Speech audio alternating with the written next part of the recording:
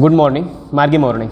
आज 10 मार्च आणि 10 मार्चमधला आपल्या मार्गी ट्रायोमधनं वर्तमानपत्रातल्या महत्त्वाच्या बातम्यांचं ॲनालिसिस आपण चालू करूया. आज 10 मार्च सावित्रीबाईंची पुण्यतिथी आहे. सावित्रीबाई आपल्याला GS4ला विचारून झालेले आहेत शिक्षणाच्या संदर्भातलं कार्य.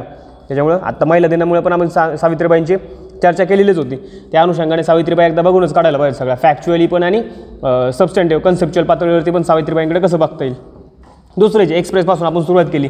एक्सप्रेस, मग हिंदू आणि मिंट, नंतर रिजनल पेपर्समध्ये काय गोष्टी आलेल्या आहेत त्यांचं आपण विश्लेषण करूयात. पहिल्याच पानावरची बातमी एक्सप्रेसवरची जी आपल्याला GS2 करता महत्त्वाची की इंडो बांगला ब्रिज त्रिपुरा आणि तिकडे चट्टोग्राम इथं जो मैत्री सेतू बांधलेला आहे, फेनी रिव्हर आहे, त्या फेनी रिव्हरवरचा मैत्री सेतू आत्ता बांधलेला आहे. त्या अनुषंगाने ही बातमी आपल्याला महत्त्वाची आहे. GS2चा आपला इंडिया आणि इट्स नेबरहुडचा जो पोर्शन आहे त्यासाठी आपली ही गोष्ट महत्त्वाची ठरते.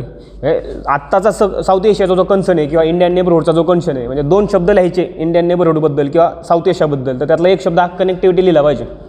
कनेक्टिव्हिटी तितकं ते वेटेज आहे त्या गोष्टीला, आणि त्याच्यामुळे मग ही बातमी तितकी महत्त्वाची. इंडो बांगला ब्रिज, मैत्री सेतू आहे, रिव्हर कुठली आहे, फेनी रिव्हर आहे, आणि त्या जॉग्राफिकली त्या गोष्टी बघायला पाहिजे. त्रिपुरा आहे समजा, त्रिपुरा आणि चट्टोग्राम आहे, आणि ते पोर्ट चित्तागोंग पोर्टला ते आता जवळ होतं आहे आपल्याला. आधीच्या कुठल्या इंटिग्रेटेड चेकपोस्ट राहिल्या होत्या त्रिपुरामधल्या, आखुरा एक 2013 सालची. आत्ताची जी ती सबरूम आहे, सबरूम मागं बरंच काम चालू होतं. Sabroom in Tripura to Ramgarh in Bangladesh. River फेनीबद्दल थोडं बघून ठेवायला पाहिजे. त्रिपुरा काय काय म्हटलं गेलेलं बातमीमध्ये, कुठल्या मुद्दे आलेले होते की हिरावाला डेव्हलपमेंट PM म्हटले होते. हायवे, इनलँड वॉटरवे, रेल्वे आणि एअरवे यांच्या माध्यमातून साधणारा जो विकास आहे त्याच्याविषयी त्यांनी आर्ग्युमेंट केलेलं आहे. फेनी रिव्हरबद्दल आहे, ट्रान्सबाउंडरी रिव्हर जी आहे त्रिपुरा आणि बांगलादेशमधली, साऊथ त्रिपुरामधनं उगम पाहून सबरूम देन बांगलादेश, तिचा जो मार्ग राहिलेला आहे तो काय प्रकारचा आहे. आणि फेनी संदर्भातले डिस्प्यूट आपले होतेच, 30 तासा ज्याप्रमाणे डिस्प्यूट होता फेनीचा पण डिस्प्यूट राहिलेला आहे. दुसरी गोष्ट, इंडिया बांगलादेशच्या संदर्भात कनेक्टिव्हिटी बघायला पाहिजे की आगरतळा आखुरा रेल्वे लिंकसाठी प्रस्ताव चालू आहेत, त्यांचा एकदा मार्ग बघून घ्यायला पाहिजे. त्याप्रमाणे आणखी कुठले आहेत, रामपाल मैत्री पॉवर प्लांट आहे, खुलना मोंगला रेल्वे लाईन आहे, चिलहाटी हल्दीबारी रेल्वे लाईन आहेत. आणि इंडिया बांगलादेश आता महत्त्वाचं आहे, म्हणजे 50 वर्ष झालेली आहेत, 50 years ऑफ लिबरेशन जे आहेत, आणि मुजीबुर रेहमान यांची 100 वर्ष. त्याच्यामुळे या गोष्टी महत्त्वाच्या आहेत. सांस्कृतिक पातळीवरती पण बरेच कार्यक्रम त्या निमित्तानं होतात. दुसरी गोष्ट काय की वर्ल्ड बँकेचा अहवाल आलेला आहे, वर्ल्ड बँकेचा, की India Bangladesh seamless movement of goods काय प्रकारची ग्रोथ आपल्याला घडून आणू शकते, की 8% of national increase in national income up to 8% potential जे आहे इंडिया बांगलादेश व्यापाराच्या संदर्भातलं. कनेक्टिंग टू थ्राईव्ह हा रिपोर्ट आहे, BBNचा पण, BBIN जो आहे आपला तिचा पण त्यांनी उल्लेख त्या संदर्भात केलेला आहे. ह्या गोष्टी काढून ठेवायला पाहिजे, कनेक्टिंग टू थ्राईव्ह रिपोर्ट आणि त्या अनुषंगाने वर्ल्ड बँकेने केलेल्या arguments. So eastern sub region as a economic growth pole of South Asia, economic growth pole आहे. बांगलादेशवरती मागे इकॉनॉमिक टाइम्सने पण अंक काढला होता की rising star in the east आहे का बांगलादेश, म्हणजे इकॉनॉमीच्या अनुषंगाने. आणि समजा आता जेंडरचा इश्यू होता, समजा महिला दिनामुळे जेंडरचा इश्यू आहे, म्हणजे लेबर फोर्स पार्टिसिपेशन रेट आहे बांगालचा कंपल्सरी आणि प्रचंड प्रमाणातलं मोठं आहे इंडियाच्या कंपॅरिझनमध्ये. कुठल्या गोष्टी कम्पेअर केल्या पाहिजेत त्या अनुषंगाने. प्रश्न येऊन गेलेले आहेत आपल्या 2003 साली, major irritants to India Bangladesh relations, how does India benefit from good neighbourly relations with Bangladesh. हा 2002 सालेला प्रश्न होता. किंवा शहानबाग स्क्वेअर ढाका, तो पण आपल्याला 2013ला विचारून झालेला आहे. 2007 साली India's response to political crisis in Bangladesh. Regional लेवलला इंटरनल आणि एक्सटर्नल या दोन्ही पातळीवरती बघायला पाहिजे. म्हणजे साऊथ एशिया फॉरेन पॉलिसी कशाला म्हटलं गेलं, एक्सटेन्शन ऑफ इंटरनल, हेच एक्सटर्नल पॉलिसी असतं का, त्या अनुषंगाने साऊथ एशियामध्ये ही गोष्ट तितकीच आपल्याला महत्त्वाची. दुसरे की DDC इन जम्मू आणि काश्मीर, डिस्ट्रिक्ट डेव्हलपमेंट काउन्सिल आहे. आत्ता 5 ऑगस्ट 2019 ते विशेष दर्जा गेल्यानंतर पंचायत लेवलचे ज्या बॉडीज आहेत त्याच्याविषयीचे स्ट्रक्चरचे आर्ग्युमेंट आलेलं आहे, DDC बघायला पाहिजे. हुचा रिपोर्ट आलेला आहे, पेज नंबर 3 आहे इंडियन एक्सप्रेसचं. काय आहे की 1 in 3 women globally experience physical और सेक्शुअल व्हायलन्स जो आहे, किती 15 ते 24 वर्षाचं वयोगट जो आहे यंगर पकडला गेला, त्याच्यात 4 1 प्रमाण आहे. अहवाल जो आहे तो हुचाच अहवाल आहे. 37% of women living in the poorest countries, ज्या फिजिकल व्हायलन्सला सब्जेक्ट होणाऱ्या 37% महिला या मिडल इन्कम कंट्रीज किंवा त्याच्या खालच्या पुअर कंट्रीज म्हणून गणल्या गेलेल्या राष्ट्रामध्ये. त्याचा क्रायटेरिया बघायला पाहिजे, पुअरेस्ट कंट्रीचा होऊन रिपोर्टमध्ये काय क्रायटेरिया ठेवलेला आहे. So regions of Oceania, South Asia, sub Saharan Africa, highest prevalence त्याच्याबद्दलचा. आपला नॅशनल फॅमिली हेल्थ सर्वे 5 त्याचा डाटा त्यांनी कोट केलेला आहे की 22 राज्यांपैकी 5 राज्यांचा जो अभ्यास त्यांनी सादर केला होता की 30% women suffered physical and sexual violence by spouses. हा डाटा आपल्याला मेन्ससाठी आणि प्रीसाठी पण तितकाच उपयुक्त आहे. दुसरी काय त्याच पेजवरची पेज नंबर 3 वरची बातमी air independent propulsion AIP system जी सबमरीन्सच्या संदर्भातली. आपला GS3चा टॉपिक आहे की सायन्स अँड टेकचा किंवा GS2चा इंटरनल डिफेन्स आहे, GS3मध्ये इंटरनल सिक्युरिटी आहे. या सगळ्यांसाठी आपल्याला ही बातमी महत्त्वाची आहे. काय बातमी आहे की DRDOने एअर इंडिपेंडंट प्रोपल्जन्स विकसित केलेले आहेत जे crucial for diesel electric submarines आहे. सबमरीनमध्ये पण 2 प्रकार आहे, कन्व्हेन्शनल आहेत आणि दुसऱ्या न्यूक्लिअर सबमरीन्स आहेत. कन्व्हेन्शनल आहे ज्यांना डिझेलवर चालणाऱ्या आहेत, त्या डिझेल आणि इलेक्ट्रिक आहेत आणि त्यांना पाण्यावरती ॲटमॉस्फेरिक ऑक्सिजनची त्यांची जी गरज आहे त्याच्यामुळे कंटिन्यू सरफेसला यावं लागतं. ह्या सिस्टममुळं एअर इंडिपेंडंट प्रोपल्जनमुळं तो वेळ कमी होणार आहे. त्याच्यामुळे जी स्टेल्थ नेव्हल सबमरीन्सची जी कॅपॅसिटी आहे तिच्या संदर्भात हे महत्त्वाची गोष्ट राहिलेली आहे. दुसरी कुठली महत्त्वाची गोष्ट होती की फ्यूल सेल बेस्ड AIP आहे ती फ्यूल सेल. मग ते काय प्रकार आहे की electricity generation through electrochemical reactions, ज्यात हायड्रोजन निर्माण केलं जातो. इलेक्ट्रिसिटी जनरेशन फ्युएल सेलमध्ये कशी केली जाते. त्याच्यानंतर आणखी कुठले आहेत प्रश्न त्याच्या संदर्भात आलेले आहेत की write a brief note on nuclear submarine Arihant 2009ला आलेला प्रश्न आहे. न्यूक्लिअर सबमरीनमध्ये मगाशी म्हटल्याप्रमाणे कन्व्हेन्शनल न्यूक्लिअर आहे, डीप सी मिशनसाठी न्यूक्लिअर तितक्यात महत्त्वाचे आहेत आपल्याला. 93 साली आलेला प्रश्न आहे give an account of the achievement of Indian defence scientist in the technology development आहे. 82 साली आलेला प्रश्न आहे where will submarines we constructed in India. त्या लेखामध्येच त्यांनी मेन्शन केलेलं आहे की नेव्हल मटेरियल रिसर्च लॅबोरेटरी जी ठाणे महाराष्ट्र आणि आता गुजरातमध्ये पण काही प्रयोग चालू आहेत. त्याच्यामुळं त्या लोकेशनची चर्चा आहे, ती लोकेशनची चर्चा पण आपल्याला महत्त्वाची आहे. लोकल बातमी आहे त्याच पेजवरची आलेली की पुणे चिखलीचे इथं मुघल कॉईन सापडलं होतं. आपली इन्क्वायरी आपल्याला आहे की काय आहे त्याच्यात काही जणांवरती कारवाई केलेली आहे ती कशाच्या अंतर्गत झाली होती की इंडियन ट्रव ॲक्ट 1876 आहे, law related to treasure founds in India. त्याच्या संदर्भातलं डिलिंग त्यांनी केलेलं आहे. मुघल करन्सी आता सरशी बघून ठेवायला पाहिजे. टंका दिल्ली सल्तनतमध्ये टंका होतं, शेरशाह सुरीमध्ये तो रुपया झालेला आहे. अकबराने ते रुपयाच पुढं कंटिन्यू ठेवलेला आहे. त्यात ज्या 3 प्रमाणे मांडले गेले होते की गोल्ड, सिल्वर आणि कॉपर, मग तिघांचं प्रमाण आणि तिघांच्या करन्सी काय प्रकारे निर्माण केल्या ते बघून ठेवायला पाहिजेत. गोल्ड कॉईन जिला अशरफी किंवा महर पण म्हटलं गेलेलं आहे की इतर कुठल्या कॉईन्स मुघल कॉईन सिस्टममध्ये आहेत. GS2च्या अनुषंगाने महत्त्वाची बातमी आहे की parliament standing committee on agriculture त्यांनी काही स्कीम संदर्भातलं रेकमेंडेशन आता केलेलं आहे. Parliament standing committee on agriculture ask centre to launch scheme for the procurement of cattle dung. छत्तीसगडची गोधन्या योजना आहे त्या धर्तीवरती आपल्याला काय करता येईल का याच्या संदर्भात स्टँडिंग कमिटीने रेकमेंडेशन्स केलेले आहेत. आपला स्टँडिंग कमिटीवरती पण प्रश्न विचारून झालेले आहेत आणि कृषीच्या संदर्भाने पण हा प्रश्न महत्त्वाचा आहे. म्हणजे एकंदर GS2चा पोर्शन आणि GS3चा पोर्शन दोन्ही गोष्टींनी ही बातमी आपल्याला महत्त्वाची आहे. दुसरं काय की आपण इलेक्शन चालू आहे समजा की 4 राज्य आणि 1 UT त्यातलं इलेक्शनची चर्चा चालू आहे. मग आज आसामची बऱ्यापैकी कव्हरेज त्यांनी केलेलं आहे. पॉलिटिकल डेव्हलपमेंटचं जे कव्हरेज आहे ते इंडियन एक्सप्रेसने केलेलं आहे. किंवा IRच्या जर बातम्या आपण म्हटलं आता इंडिया आणि इट्स नेबरमध्ये कुठल्या बातम्या IRची रिलेव्हंट आहेत किंवा बघायला पाहिजे किंवा चालू घडामोडी त्यात कुठल्या आहेत. गिलगिट बाल्टिस्तानचा इश्यू त्यांनी प्रोव्हिन्शियल ऑटोनॉमीची मागणी केलेली. जॉग्राफिकली ते रिजन बघून ठेवायला पाहिजेत. PMच्या बलुचिस्तानचा विषय येऊन गेलेला होता त्याच्यामुळं आणि आपण मार्गे सिम्प्लिफाईडमधनं पाकिस्तानची सेपरेट चर्चा घेतलेलीच. दुसरं अफगाण पीस प्रोसेस आणि त्या अनुषंगाने निर्माण होणाऱ्या गोष्टी की रशियाने काही आर्ग्युमेंट्स केले होते की India as a very important role in the Afghan peace process. USने ड्राफ्ट पीस ॲग्रीमेंट आत्ता सादर केलेलं आहे. म्हणजे बायडन प्रशासन जे आहे, बायडन प्रशासनचा साऊथ एशियाचा अप्रोच आहे. ट्रम्पचं साऊथ एशिया धोरण आलेलं होतं, ती एक गोष्ट आपल्याला महत्त्वाची आहे. दुसरं 80-12 पण आलेलं आहे अफगाणिस्तानच्या संदर्भात की पीस बट विदाऊट इक्वेलिटी होईल का. मग जे अफगाणिस्तानचे कॉन्स्टिट्यूशन आहे त्यातले आर्टिकल्स त्यांनी कोट केले होते की आर्टिकल 22 आणि आर्टिकल 3 ते जनरली बघून ठेवायला पाहिजेत. आपला तो GS1मध्ये कंपॅरेटिव्ह कॉन्स्टिट्यूशनचा प्रश्न आहे. आणि पीस प्रोसेस ही नेबरहूडसाठी पण आपल्याला महत्त्वाची बातमी आहे की नेबरहूड अफगाणिस्तानचा विषय कसा बघायचा. इंडियाचा जो कन्सर्न आहे म्हणजे MEAची जसं वेबसाईट आपण त्यानं पाहिली की अफगाण लेड डेव्हलपमेंट आहे, अफगाण लेड पीस प्रोसेस जी आहे म्हणजे अख्ख्या गोष्टींमध्ये इंडियाचा रोल काय प्रकारचा राहिलेला आहे. आपल्याला जुने प्रश्न त्या संदर्भात कंटिन्युअस विचारून झालेलेच आहेत. नंतरचं काय की asset monetisation paradigm shift finance मिनिस्टरचं स्टेटमेंट आहे. ॲसेट मोनेटायझेशन पॅराडाईम शिफ्ट काय आहे, इन्फ्रास्ट्रक्चर लेड ग्रोथ साधण्यासाठी कुठल्या गोष्टी आहेत आणि राज्यांना सेंटर आणि स्टेट कोऑर्डिनेटेड इफर्ट्स करण्याची गरज आहे का. इन्फ्रास्ट्रक्चर डेव्हलपमेंट आहे काय, आज सध्याचे प्रोजेक्ट कुठले आहेत मिंटला देब्रॉय कंटिन्यू लिहितात इकॉनॉमिक सर्वे बंद इन्फ्रास्ट्रक्चर लेड डेव्हलपमेंट किंवा ग्रोथसाठीचे आर्ग्युमेंट्स आलेलं आहेत. नॅशनल इन्फ्रास्ट्रक्चर पाईपलाईन आहे की इन्फ्रास्ट्रक्चरसाठी जी काही इन्व्हेस्टमेंट लागते ती इन्व्हेस्टमेंट काय प्रकारे आपल्याला अवेलेबल करता येतील आणि मोनेटायझेशन ह्या 2 गोष्टी त्यांनी निर्माण केलेल्या होत्या. हे एकंदर एक्सप्रेसच्या बातम्या होत्या. एक्सप्रेसचे एडिटोरियल्स आपण बघितले की एक्सप्लेन्ड आणि एडिटोरियल्समध्ये कुठले मुद्दे आलेले आहेत.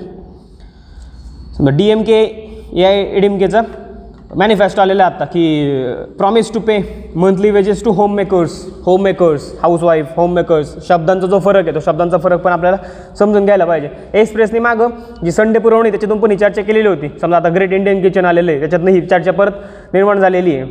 अमर्त्य सेन यांचा थेसिस म्हणला आपण की जे लेबर राष्ट्राच्या घडणीमध्ये ते महिलांचं श्रम पकडलं जात नाही का घरातल्या ज्या गोष्टी त्यात संदर्भात त्यांनी सिमन दे बोवाचं कोड दिलं होतं की सिसिफसच्या टास्कपेक्षा पण अवघड काम आहे का ते. दुसरं आपल्या अनुषंगाने एक्सप्रेसला ज्या अडचणीचे मुद्दे वाटतात त्याच्यातले संपादक एक्सप्रेसच्या एडिटोरियलमधले चाललेले मुद्दे होते की declining female labour force participation rate जो आहे. पण बांगलादेशचं उदाहरण घेतलं होतं. आता बांगलादेश चर्चेत आहे त्यानिमित्तानं बांगलादेशचं जे FL female labour force participation rate आहे तो बघायला पाहिजे. किती आहे 30%, 30.28% टू बी प्रिसाईज 1990ला होता तो आज 20.52% 2019 साली. दुसरी गोष्ट एक्सप्रेसने ज्या वापरलेल्या गोष्टी होत्या की पेरियार आणि द्रविडियन मुवमेंट आणि त्यातनं जे जेंडर इक्वॅलिटीचा कन्सर्न समोर आलेला आहे त्याचं थोडं सबस्टँटिव्ह आर्ग्युमेंट बघून ठेवायला पाहिजे. सेल्फ रिस्पेक्ट पॉलिटिक्सनं महिलांच्या राजकारणाविषयी काय आर्ग्युमेंट्स केलेलं आहेत ती गोष्ट आपल्या या निमित्तानं महत्त्वाची आहे. दुसरं जे एडिटोरियल एक्सप्रेसमधलं ते क्रिटिकल इन्फ्रास्ट्रक्चर आहे. क्रिटिकल मिंटमध्ये पण आज डिस्कॉम्स आणि पॉवर सेक्टर संदर्भात आर्ग्युमेंट्स आलेले आहेत. क्रिटिकल इन्फ्रास्ट्रक्चर मार्केटच्या प्लॅटफॉर्म आपण पाहिलेलंच आहे. त्यातले जे रेग्युलेशन्स आहे क्रिटिकल नेमकं कशाला म्हटलं गेलेलं आहे. ह्यातल्या नवीन कुठल्या गोष्टी होत्या की इंडस्ट्रियल सायबर सिक्युरिटी स्टँडर्ड्स आहे जे ब्युरो ऑफ इंडियन स्टँडर्ड्स आहे त्यानेच सादर केलेल्या गोष्टी असतात ते. आणि north American electric reliability critical infrastructure protection त्याच्या धर्तीवरती क्रिटिकल इन्फ्रास्ट्रक्चर संरक्षणासाठी काही ठोस पावलं उचलण्याची गरज आहे का अशा लेखकांच्या आर्ग्युमेंट्स त्यात आलेले आहेत. आपल्याला GS 3च्या पोर्शनसाठी खास महत्त्वाची बातमी जिथं पॉवर सेक्टरच्या संदर्भात स्पेसिफिकरित्या महत्त्वाचे आपल्याला ठरते. दुसरं जे एडिटोरियल आहे सुजन चिनॉय लिहितं ते reading Britain's eastern turn. Britain UKचं जे पूर्वेकडचं वळण आहे ते कसं समजून घ्यायचं. त्यांनी बरेच हिस्टॉरिकल पण त्याचे ॲस्पेक्ट चर्चेला आणलेले आहेत की UK आणि जपान यांच्या रिलेशन संदर्भात त्यांनी आर्ग्युमेंट्स केलेलं आहे. UK जपान आणि इंडो पॅसिफिक या गोष्टींकडे कसं बघायचं. UKचा स्वतःचा इतिहास आहे कोलोनियल लेगसी आहे ब्रिटिश नेव्ही काय स्वरूप राहिलेलं आहे त्या गोष्टी. UK five eyes intelligence alliance आहे. UK जपान कमिंग टुगेदर आहे त्याच्याकडे कसं बघायचं. Post Brexit pivot to Asia त्यातला एक जो करार आहे जो आत्ता पॉलिटिकल सायन्सला पण ऑप्शनला विचारून झालेला होता की acquisition and cross serving agreement त्याच्या डिटेल्स एकदा बघून ठेवायला पाहिजेत. गनबोट डिप्लोमसी ओपीएम वॉर्स सगळे संदर्भ त्याच्यात आलेले. तसं ह्या प्लॅटफॉर्मवर सगळं घेणं शक्य नाही त्याच्यामुळे आपण फक्त इंडिकेशन देऊन पुढे जातो आहे की अँग्लो जॅपनीज अलायन्स 1902 आणि 1923पर्यंत ती राहिलेली म्हणजे पहिल्या महायुद्धात संदर्भात पण इंडो पॅसिफिकमध्ये जपानची कशी मदत झालेली होती UKला. करी फेस्टिवलचं त्यांनी उद्देश मेन्शन केलेलं आहे. करी फेस्टिवल जपानी सोल्जर त्यांच्यात एक प्रकारचा जो विकनेस आलेला होता आणि मग ब्रिटनने त्या संदर्भात काही मदत केली होती का.